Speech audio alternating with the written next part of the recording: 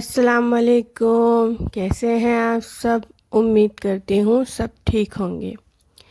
ये है चावल जो मैं पिसवा रही हूँ पापड़ी बनाने के लिए। अक्सर सर्दियों में हमारे वहाँ तो पापड़ी घर में ही बना लेते हैं। पापड़ी यानी वो जो तलते हैं वो। तो उसी की तैयारी कर रही हूँ मैं बनाने के लिए। जब हम वहाँ गवर्नमेंट अपार्टमेंट में जो रहते थे, जहाँ मेरे पापा जॉब करते थे, वहाँ तो हम लोग सब मिल के बनाते थे। बाजू वाली आंटी, हम लोग के यहाँ पे, फिर पूरी मतलब में पूरा ब्लॉक जो होता है ना, वो हम सब मिल के बनाते थे ढाबे पे। बहुत अच्छा लगता था। अब यहाँ पे तो कोई नहीं है और मैं और मेरी मम्मी ने मिल के बनाई है। मेरी मम्मी मेरी हेल्प करने आए थे। पहले तो बहुत मज़ा आती थी, हम लोग 10-10 किलो की एक साथ बनाते थे। इतनी मज़ा आती थी, ऊपर ही खाना पीना हो जाता था, धूप भी सेक लेते थे। सुबह 5 बजे कि हम लोग चढ़ जाएं ऊपर, तो रात के 9 बजे आए हम ढाबे पे से। इतना अच्छा लगता था। सर्दियों में तो ऐसी धूम मची रहती थी ढाबे पर, इतना अच्छा लगता था। पर ये सारी चीज़ें हम बनाते थे पहले, यानी मेरे बचपन की बात कर रही हूँ। मैंने ये सब चीज़ें देखी है। अब यहाँ ससुराल में तो इतना कोई क्रेज़ नहीं है इस चीज़ का, पर मैं फिर भी बनाती हूँ बच्चों के लिए, घर में खाने पीने के लिए।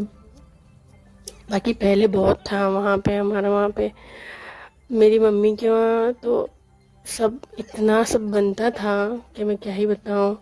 उत्तरायण में भी इतनी रौनक रहती थी वहाँ पे, सब ढाबे पे होते थे। फिर वो चीकी और वो लड्डू, तिल के लड्डू, आहा हा हा, क्या सर्दियाँ जाती थी इतनी अच्छी कि क्या बताऊँ मैं आप लोगों को।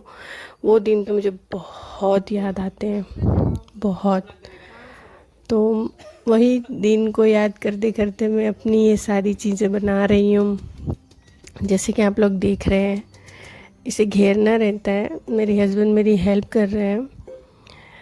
इतना कुछ, ये तो हम लोग वहाँ पे चूल्हे पे बनाते थे। यहाँ तो गैस है, पर वहाँ तो चूल्हे पे बनाते थे। एक्चुअली यहाँ भी था पहले चूल्हा, पर वो टूट गया।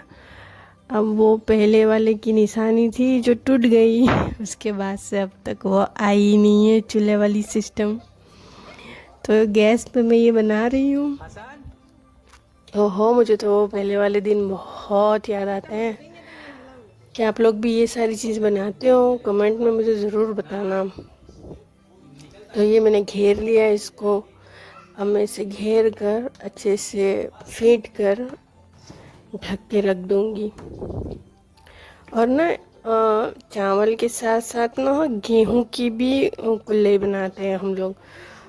वो जो हमारी बाजू वाली आंटी थी ना, वो जो मराठी थी, तो उन्हें ये सारी चीज़ें बहुत अच्छी तरह से आती थी।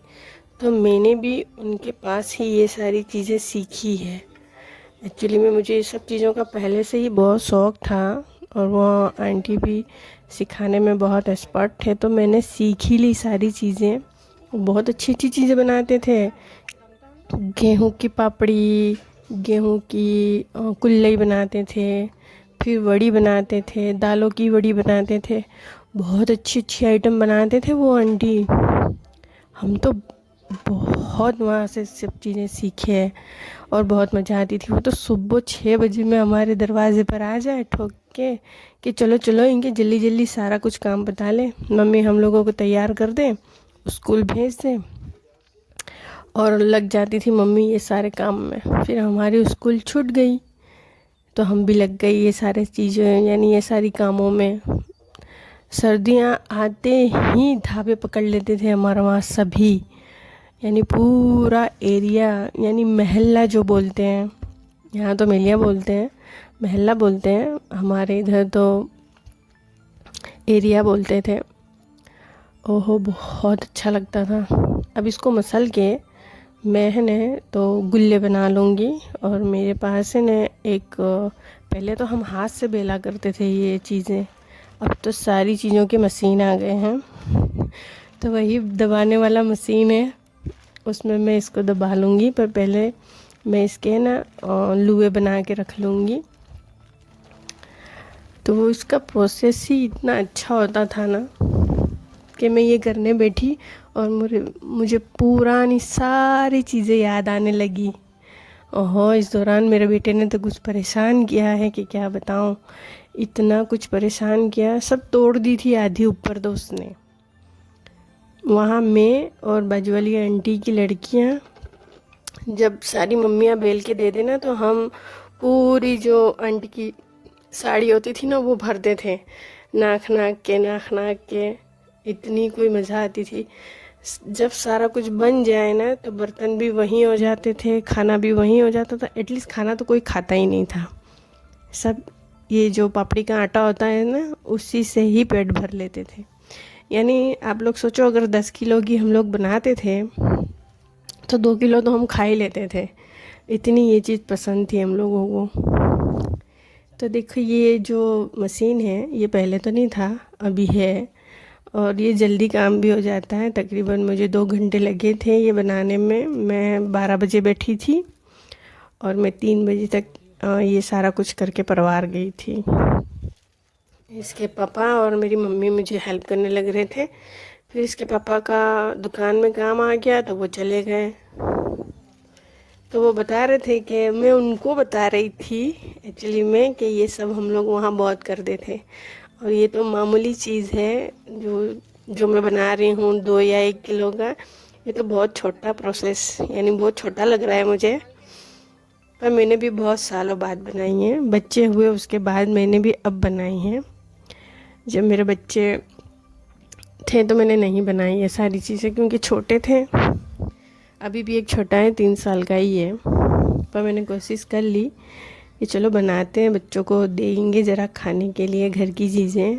तो वही मैंने कोशिश कर ली और माशाल्लाह बहुत अच्छी बनी है ये। मैं बताती हूँ आप लोगों को आगे। ये मैंने सूखने रख दी थी। मेरे यहाँ घर पे ना ज़्यादा धूप नहीं आती है, लगभग 11 बजे से 1 बजे तक ही आती है यहाँ पे। तो ये नेक्स्ट डे है, ये मैंने छपरे पे रख दिया था। और ये जो मैंने बनाई है ये पापड़ी चाट है। आप लोगों को देखनी हो तो आप मेरे शॉर्ट्स पर जाके देख लेना, बहुत अच्छी है। ये सारी चीज़ें ना अभी की नहीं है, पहले तो ऐसा सब नहीं था। ओहो, वो तो दिन बहुत याद आते हैं, सच बता रही हूँ। क्या आप लोगों भी ऐसी चीज़ बनाते हैं? सर्दियों में क्या क्या बनाते हैं आप लोग, मुझे कमेंट में बताना ज़रूर। ये शाम को हम लोग बाहर ऐसे ही गए थे, उसके पापा के चलो ले जाता हूँ गार्डन में बच्चों के साथ। तो गार्डन गए थे हम लोग। मेरे यहाँ तो इतनी धूल होती है ना कि सारी चीज़ें ढाक ढाक के रखनी पड़ती है। तो उस पपड़ी को मैंने ना ढाक के रखा था, अपनी नई वाली ओढ़नी से ढाक के रखा था। तो वही सर्दियों की चीज़ें बनाने में बड़ा मज़ा आता है। और अब मैं इसके बाद गेहूं की बनाऊंगी ना तो वो भी आप लोगों से शेयर ज़रूर करूंगी। तो ये हम लोग पहुंच गए थे गार्डन हम लोग आ गए। शाम का वक्त है, ये बच्चे खेल रहे हैं और यहाँ कुछ फॉग जैसा दिख रहा है, यानी ठंड की वजह से। और यहाँ पेड़ काटे जा रहे हैं। छोटा बेटे को खेलना नहीं था, उसे तो सारी चीज़ें कलेक्ट करनी थी। और इतनी हरी भरी जगह, यानी इतने फूल खिले थे। सर्दियों का मज़ा ही ये है कि हर जगह फूल फूल फूल दिखते हैं। इतना अच्छा लग रहा था और मुझे गुस्सा भी इतना आ रहा था कि जो बच्चे दूसरे थे वो ये सारी फूल को ना तोड़ तोड़ के फेंक रहे थे।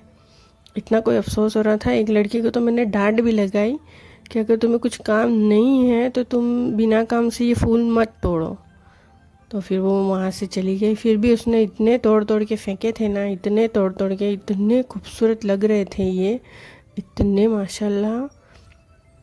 पर बच्चे तो ऐसे तोड़ तोड़ के ऐसे फेंक रहे थे कि बस ऐसे देखो, इतने प्यारे प्यारे फूल पर ऐसे ही फेंक दिए उन्होंने तोड़ तोड़ के। ऐसा नहीं कि रहने देवे उनको वहीं पे, मुझे तो बड़ी तकलीफ़ हुई, तो मैंने तो उसको डांट लगा ही दी थी। जब हम घर के लिए आने निकले तो यहाँ कुछ इतनी मोटी सी जाडी सी मेरे थंब के जितनी ये थी, इसको क्या ही बोलते हैं, हमारे वहाँ तो ईयल बोलते हैं।